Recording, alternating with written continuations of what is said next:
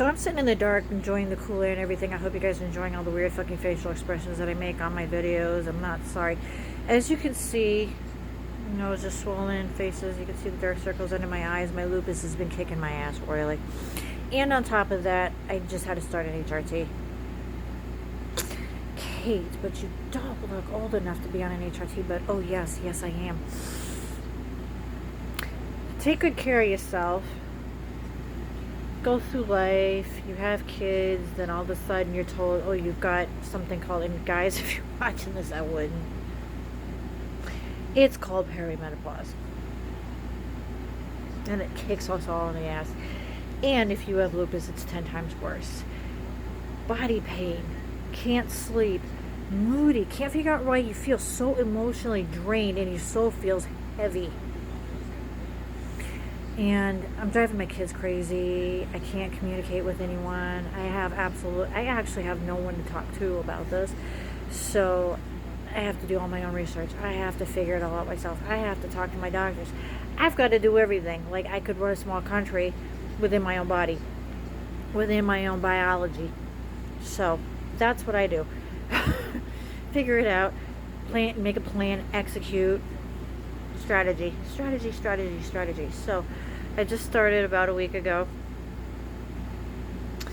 and so far mild differences, but I was already on Prometrium to start with on that. And I like to sit here in the dark because it's easier on my eyes, it's easier on my person, and the less, right now it's actually raining, I wish it was thunderstorming, because I find that very calming and soothing. I've been sitting here with my Tibetan singing bowls. I'm sitting here burning incense, burning a fuck ton of sage. Because let me tell you something. When you are a woman and you are starting to transition, and it is not something shameful, talk about it. Talk about all the things that you're afraid to talk about. If you have a therapy, no, seriously, therapy. Therapy is very important for this too. Your body's going through all this shit. Your mind is all over the place. You feel like you've got ADHD, or in my case, I actually thought I had adult Asperger's, autism, whatever. No, but it makes you feel that way. It really does make you feel that way. You feel crazy. You might have tinnitus. You have like this intense ringing in your ears all the time. You might even hear voices, because they don't tell you that the estrogen dropping in your brain can cause auditory pareidolia. So you're sitting there thinking, oh great, now I've got a mental illness on top of all this other stuff with the hot flashes, the night sweats, moody, you can't control your anger, and you're going, what the hell? And if people around you don't understand that, it's like not your fault. It is not your fault that people can't get through. And a lot of people deny it. A lot of women deny it. A lot of women are in denial that they even went through the change. You're a woman. We know you went through it. Just because you were sitting there silently over the corner doesn't mean you didn't. It doesn't make you tough if you don't talk about it. It doesn't make you weak if you talk about it. It does not make you less of a woman or less of a person if you talk about these things with your doctor and or your therapist. I highly suggest it, because I'm telling you, it helped me a lot. Being on an HRT, oh yay. And so you got to deal with people looking at, it's nobody's fucking business. It's nobody's fucking business. As long as you feel good, as long as it's right for you, as long as everything is working for you. And I got Vivel Dot. Love it. It's bioidentical. It's just like taking my Prometrium, which I've been taking for years anyways, because it helps.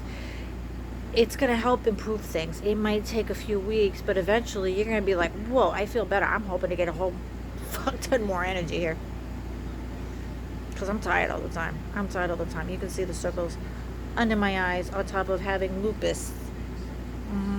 So on top of having lupus, you have to deal with all these things too. You could have MS, you fibromyalgia. It makes all of that worse. It makes all of that feel worse. The peripheral neuropathy in your hands and feet, you got the numbness and tingling, whatever symptoms you're experiencing at the moment, even if you're on medication, it's like your whole body just went, what the fuck? In a single moment, and it feels like it just snuck up on you and bit you in the ass like a rattlesnake at a campsite. Literally, it's like, and it's sitting there kicking your ass around. Your soul feels heavy. You feel heavy. You're full of emotions. And if you have people around you that don't understand you or aren't willing to like at least communicate, you know what? You need to find your people. You need to find your tribe. You need to find your group. Find support groups. I'm telling you, therapy has been the best thing for me because I'm very antisocial. Doing these YouTube things is about as social as I get. Seriously. That's all I can tolerate. I have severe social anxiety disorder because of childhood PTSD. So I can thank my mother for that one. She was a useless twit. Anyway, so you've got all these things going on. You feel crazy. You're rambling. You feel like your mind is over here. Your mind is over there. You feel like you've got ADHD. It's your body changing, your estrogen dropping, your progesterone dropping. You might have absolutely no testosterone. All of a sudden you notice changes in things and the way you feel. Don't deny it. Go get help for it. Don't be afraid to talk about the things that are bothering you during this transition, because I'm telling you, it is a lot and you can't go through it alone. You should not go through it alone. Again, best thing I ever did was talk to my gynecologist, get the HRT, talk to my therapist to help with all the other things. So with all of that being said, being on an HRT, if you are having a lot of the tinnitus, which is very common, it's very annoying, loud ringing in the ears, you get like percussus, you get a lot of, noises going on. Sometimes you might actually hear what sounds like people talking, because your brain, it's how your brain is wired, and it's going to pick up on certain noises. I have to disable the fan, and sometimes that right there. Not crazy. I asked for two psych evaluations, was told I didn't qualify because I'm not crazy. Because the menopause is approaching and it's about to, basically kick your ass and give it the finger. Give it the finger before it does. I wish I'd known that sooner. I actually thought I was losing my mind. I actually thought I had a pheochromocytoma, which is an adrenal tumor which can cause auditory hallucinations. So I went through a bunch of testing last year, found out I have lupus. Found out through my ANA levels, even though I have seronegative lupus, that seriously, I posted this video not too long ago, I think it was like a few months ago, about that rheumatologist I had to deal with. He can kiss my ass. I got a new one. So I got a female one this time. I'm hoping she's a lot younger and less burnt out, so I have hope with this one, because I have seronegative lupus, and there's a lot of people like me that out there that do, because like at least 30% of the population of people with lupus are going to test negative for anti-Smith, test negative for the dsDNA, and you're going to have a harder time getting diagnosed and getting treated, specifically because of these symptoms too. Because you're seronegative, because they're going to look at you and say, no, it's your Hashimoto's, oh, it's fibromyalgia. It's bullshit. Don't let them tell you on the side. If you do have fibromyalgia, and it is a real thing, but still get tested. Don't let them give you that answer. Don't let them tell you that, oh, this is what it is, or this is what I think it is. You go by how you feel. Go by your body. You know yourself better than your doctor does. So if you're having all the symptoms like I am, get diagnosed with lupus, my endocrinologist says it's lupus. My dermatologist can look, your dermatologist, that's another thing. Your dermatologist can literally look at you with certain skin conditions and point it out. Endocrinologist, dermatologist, hopefully the new rheumatologist helps me on this one, because I can't take it anymore. I need to get my body under control, and that's all I'm trying to do. That's why I put these videos out there, hoping that, if you're out there struggling like I am and have been, because I have been misdiagnosed for 2 decades. That's a really long time, and try to figure out why you're tired all the time. And the problem with lupus, on top of, I talked about perimenopause just a second ago, it doesn't help, because your body's going through another transition, and when your hormones drop, it makes everything else worse, and then it exacerbates your symptoms, whether you have fibromyalgia, multiple sclerosis, or lupus. And to have a doctor dismiss you and medically gaslight you is just beyond disgusting. It pisses me off, and honestly, if your doctor did that, I want to slap the shit out of them too. So I would go to bat for anybody who's been through this just like me. My family has gone through a lot because of this, because of me not being able to, I can't work. I'm tired all the time. I'm trying to find, work from home because I want to do something. I was working in a specific sector of City Hall, I'm just going to say it. I worked at the Board of Election Commission. I sat on a computer all day. Did that for 4 years. I got so sick, I burnt out. I ended up from 146 pounds to 98 pounds, on top of being in a very toxic environment, dealing with certain people. You know, once I was out of that environment, I thought, okay, I'm in the clear. Everything was going to get better. Not realizing that I was testing, you know, I blood test, oh, you're perimenopausal, but nobody tells you about all the side effects that come along with that. That's why I'm here. I know a lot of women are afraid to talk about it. Don't be. There's no shame in it. You're not mentally ill. If you're going through these things and you're hearing, you know, the auditory stuff really sucks. And I tell you, since I've been on this HRT for a week, it's actually surprisingly less. Again, I thought I was actually losing my mind. You're not. You're not losing your mind, and I'm here to say that. And I don't care who watches these videos and is like, oh God, she's, you know, one of those people. No, because women really do go through this shit. Women go through this, and it's not fun. And pardon my French for swearing, but it really bugs the shit out of me that women think they have to hide this. And still to this day, I mean, where the hell? What the hell? You know? Talk about it with your doctors. Don't be afraid to. I mean, they're going to want to push, you know, antidepressants off on you. Honestly, I mean, I found Seroquel works better for me, but that's me. It's an off-brand anxiety medication, even though I know it's usually given to people who are crazy. I mean, it's not totally wrong, because when you're going through all this, you are pretty much going crazy. So you've got, you know, hormonal stuff going on. You've got autoimmune going on, and you're like, what the fuck is going on with me? Yeah. Sometimes it really does help, and I'm telling you, it's one of the best anxiety medications I've ever been on. And I've had like I said, I have severe anxiety disorder, so I deal with a lot. Traumatic childhood. Yeah. Again, so all of that, you've got lupus, you've got MS, you've got fibromyalgia, and you probably do have Hashimoto's. I don't. I just had my thyroid tested again. My T4 was fine. My TSH was a little high. Actually, because that's the thing, is when you have lupus, it'll attack your thyroid. It can bother, it can asthma, your stomach, your digestive system. I've said these in old videos previously. I don't want to keep this one too long either, but I kind of just wanted to brush up on it. And yeah, that's why I've been taking a break, because I needed it. You know, I need a break. I'm always cooking or cleaning or doing something, and I'm like, wait a minute, I'm exhausted, and I don't sleep. You've got perimenopause. You're going through, or if you're going through menopause too, that is even worse. I'm not looking forward to that. Apparently, I'm a little bit away from that, but I'm like, I don't like what I'm going through now. I mean, can I just kind of rush through it? But no, you cannot, unless you have a hysterectomy, and I don't recommend that if you're healthy. I'd rather keep my organs intact, because you end up with more problems if you have a hysterectomy. And if you've had a hysterectomy, you know it's a lot, because everybody I've ever known who's had a hysterectomy has ended up with more problems than they needed. And it's just, I think it's still brutal that women still have to go through this stuff anyway. In my opinion, seriously though, I'm just like, I hate what women still have to go through. I think it's still barbaric. I think it really is. Those tests, those what do they call those, endoscopies? I mean, you're getting punctured with 4 holes to see if you've got endometriosis. Luckily, I've been very fortunate that I just went through a bunch of testing. I haven't had to have the endoscopy.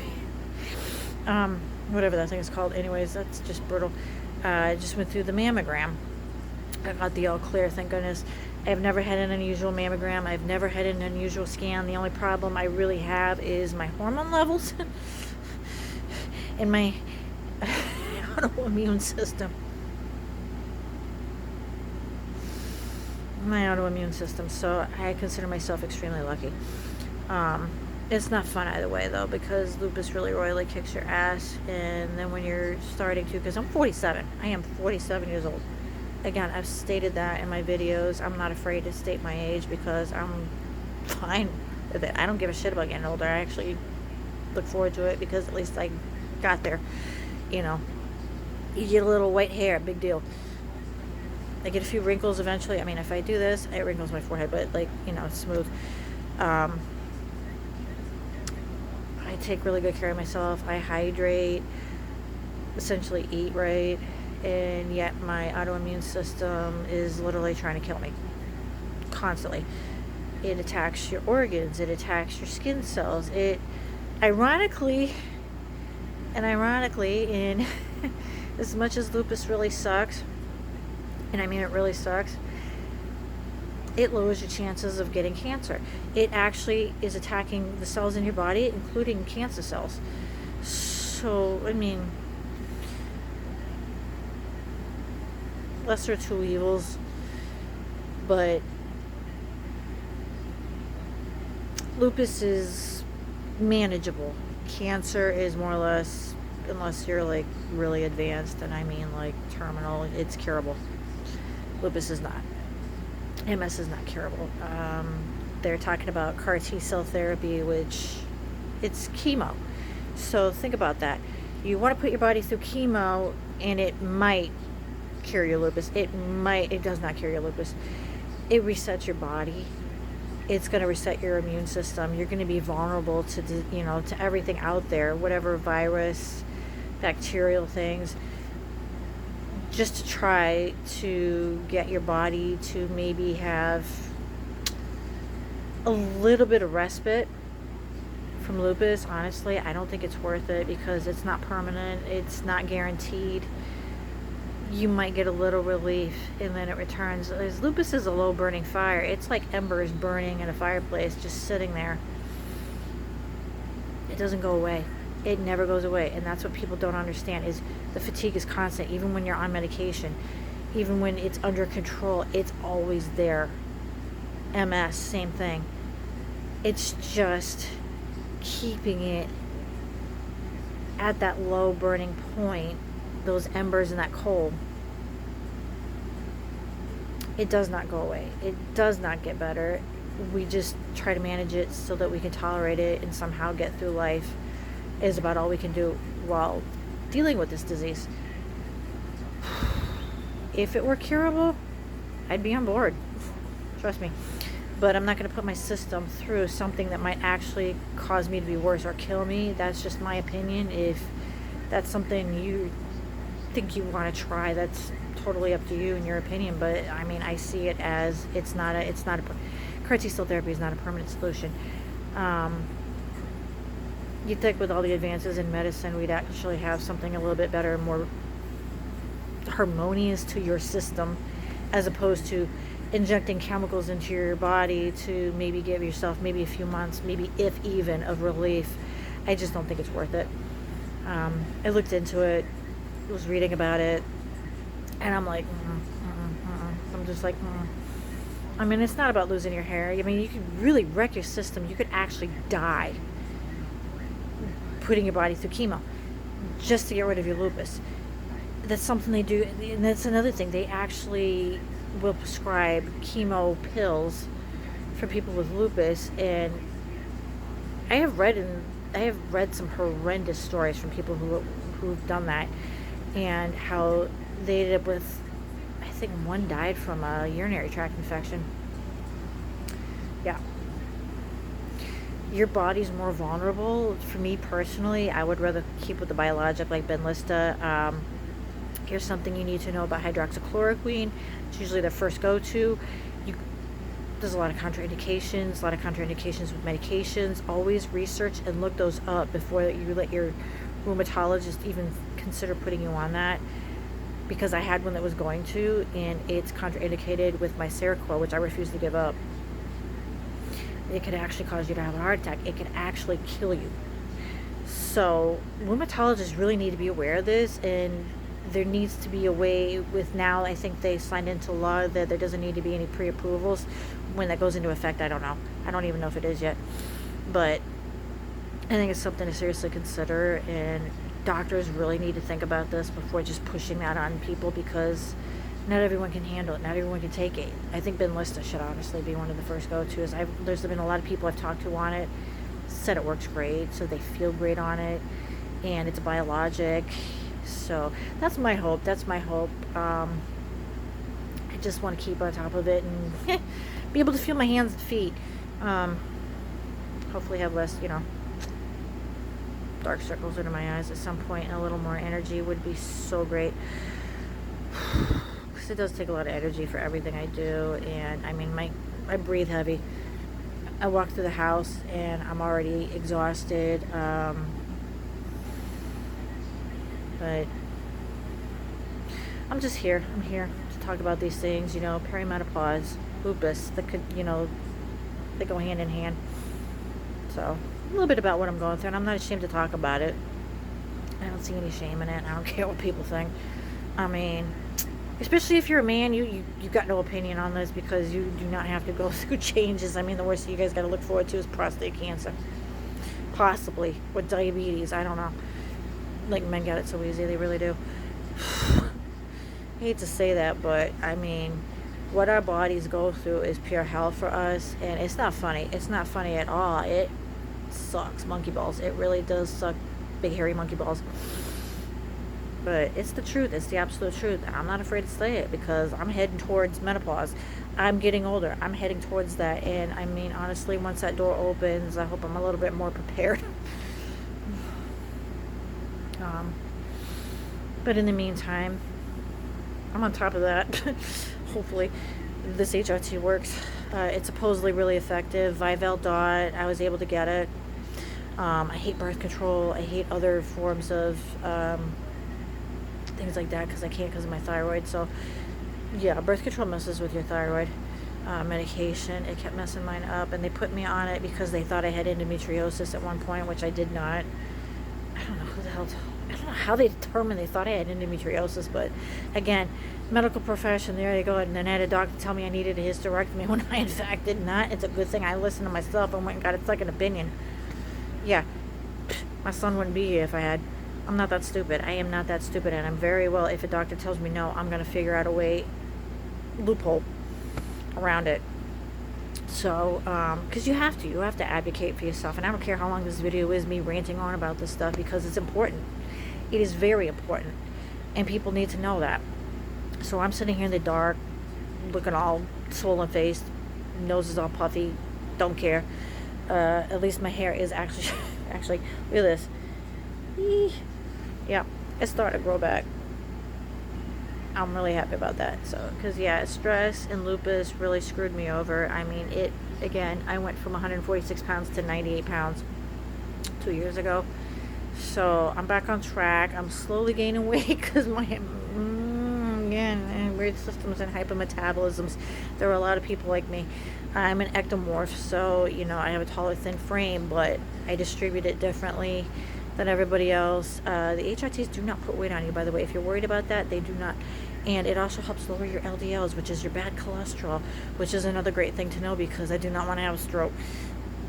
I had the antiphospholipid tests when they did all the lupus tests. All right, but I don't have to worry about blood clots, and or I have a less reduced risk of stroke, reduced risk of breast cancer. So I have to look at the positive on that, and like, okay, yeah, I got lupus. I have lupus, but there's a lot of things I don't have, so that's how I'm looking at it. But anyways, this has been a long enough video rant, and that's it. So, bye.